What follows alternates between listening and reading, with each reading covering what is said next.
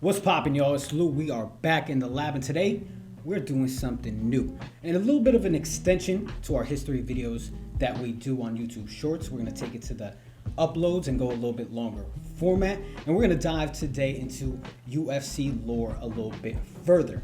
Man, there's that saying in fighting that anything can happen, and today we're gonna talk about those modern day UFC fighters who were undefeated, the ones that seemed invincible, but they eventually saw defeat.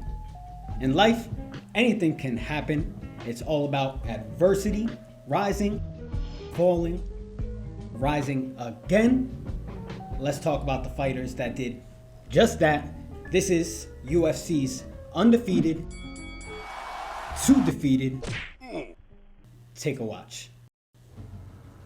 Before he was UFC champion, Sean O'Malley was a popular prospect, knocking off names on his way to the top of the division.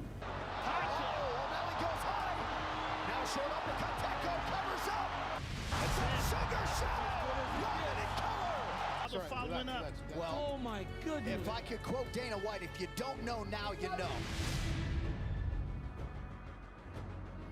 That's until he met Ecuador's Chito Vera.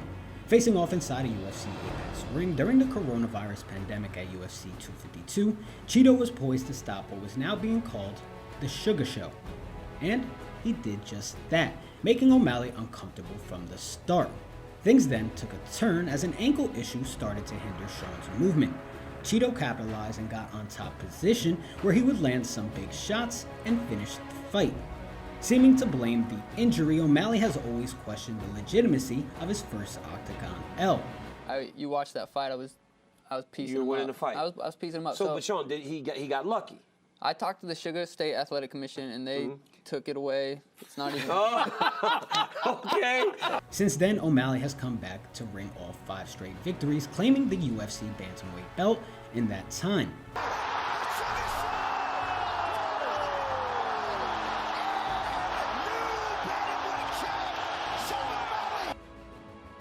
On his side, Chito Vera has won 5 of his last 7.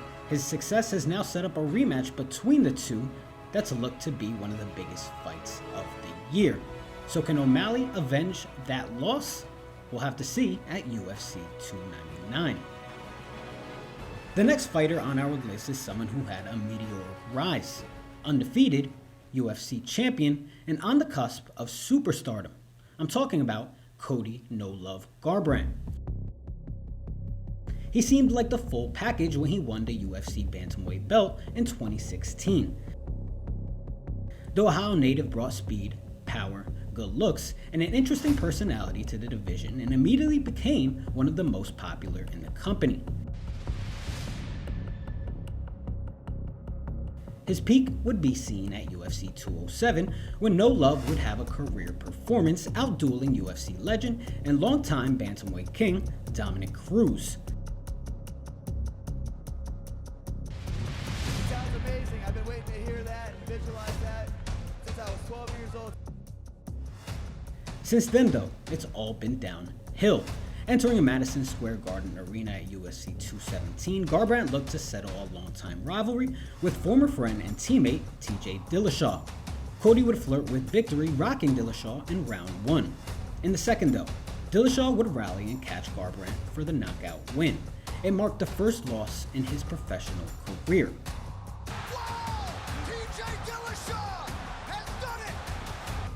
Since then, Garbrandt has lost 4 more times, including a rematch with Dillashaw.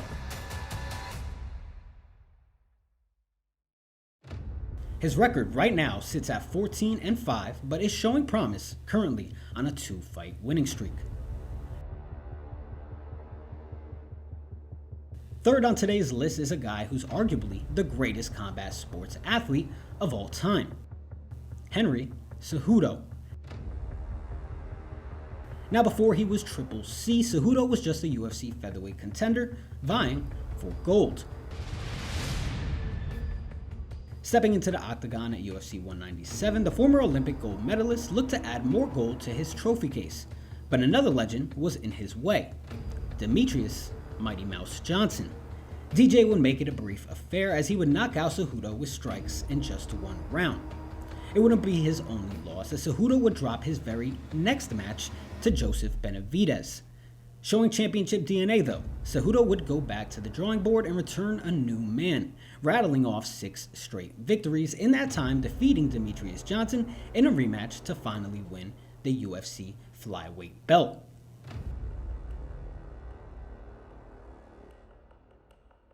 He'd do one better, winning the UFC bantamweight belt too with a victory over Marlon Moraes in 2019, effectively becoming Triple C. Today, Cejudo holds no belts in the promotion and is coming off a title fight loss to former champ Aljamain Sterling.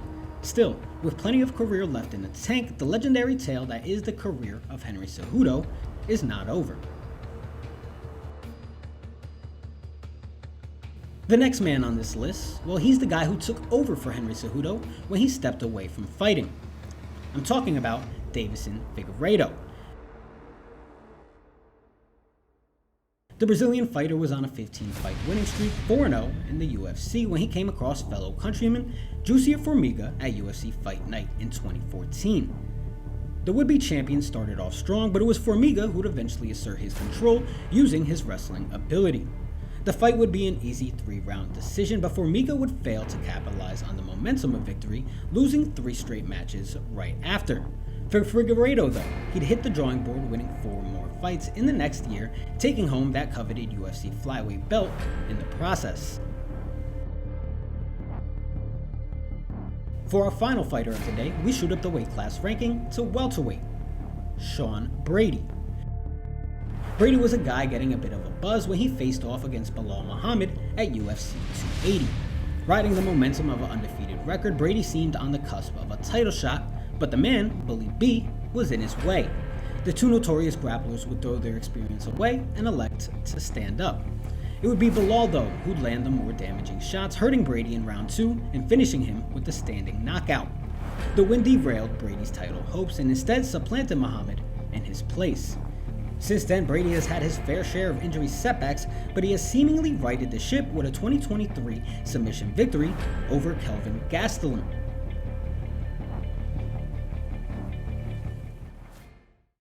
Alright y'all, each of these fighters have lost, each of these fighters have come back better. It's part of being a fighter, part of being a champion, and in the world of mixed martial arts, a loss is not really the end. It's more like a learning lesson, a catalyst for change, man. And as we wait to see what these fighters do next in their career, I'm pretty sure, I'm damn near certain that the goal remains the same. That's to be the greatest of all time. That's our video for today. I hope y'all liked that. It's a little bit of a change, something new we're bringing to the channel this year, an extension to our history videos. So yeah, stay tuned. Make sure you check out our UFC 5 career mode using ChatGPT. That is currently underway. This is Lou Too Sick. Daily videos, daily violence, daily uploads. Just stay tuned. Keep those hands up. Thank you for watching. Every time I wake up, shit feel the same. Got a million thoughts and they weighing on my brain. Sipping on my favorite liquor just to ease the pain. Cause I feel like I'm crazy and desperate need to change. Making plans to move and talking state to state. Talking pounds and haze, medical high. Ray, look how my eyes stay. What more can I say? How dare a nigga tell me that this rap won't work?